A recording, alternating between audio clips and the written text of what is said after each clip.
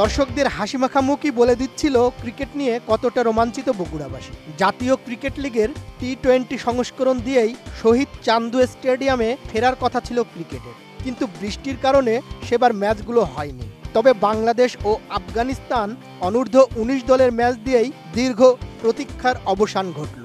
আবারও বগুড়ায় ফিরেছে ক্রিকেট। ক্রিকেট ম্যাচ দেখতে দর্শকদের ঢল ছিল স্টেডিয়ামে।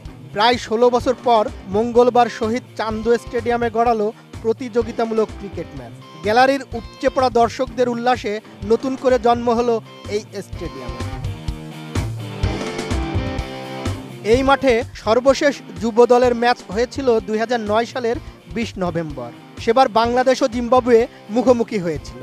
তারও আগে 2004 সালের যুব বিশ্বকাপে এই মাঠে প্রথমবার মুখোমুখি হয় জিম্বাবুয়ে ও শ্রীলঙ্কা।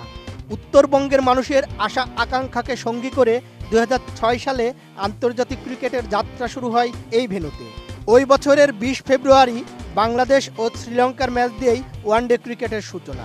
একই বছর 5 ডিসেম্বর জিম্বাবুয়ের বিপক্ষে বাংলাদেশের ম্যাচটি এই মাঠেই অনুষ্ঠিত শেষ ওয়ানডে ছিল।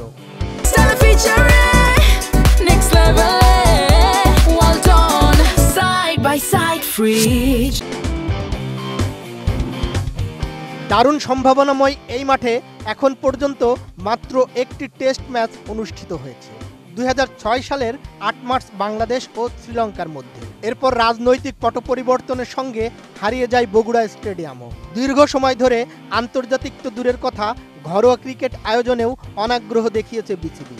তবে ইতিহাসে একবার এই মাঠে নারী ক্রিকেটও গড়িয়েছে 2009 সালে পাকিস্তান ও শ্রীলঙ্কা নারী দলের মধ্যে অনুষ্ঠিত একটি ওয়ানডে ম্যাচের মাধ্যমে। দীর্ঘ বিরতির পর বগুড়ায় আবার আন্তর্জাতিক ক্রিকেট ফেরায় উত্তরবঙ্গের ক্রিকেট প্রেমীদের মাঝে এখন উৎসবের আমেজ। একসময় মুশফিক, এনামুল, মমিনুল, সাব্বিরদের উত্থানের সাক্ষী থাকা এই মাঠ আবারও নতুন প্রজন্মের ক্রিকেটারদের গড়ে তোলার মঞ্চ হতে যাচ্ছে, যা বাংলাদেশের ক্রিকেট মানচিত্রে বগুড়ার গর্ব পুনরুদ্ধারের এক নতুন অধ্যায়। 16 বছর আগের সেই করতালির শব্দ যেন আবারও ফিরে এসেছে শহীদ চান্দু স্টেডিয়ামে। বগুড়াবাসীর দীর্ঘ প্রতীক্ষার অবসান ঘটিয়ে আবারও শুরু হলো নতুন স্বপ্নযাত্রা। বগুড়ায় আন্তর্জাতিক ক্রিকেটের এই প্রত্যাবর্তন শুধু একটি ম্যাচ নয়, এটি এক সময়ের হারিয়ে যাওয়া গৌরবের পুনর্জন্ম। Desk report, ATN news.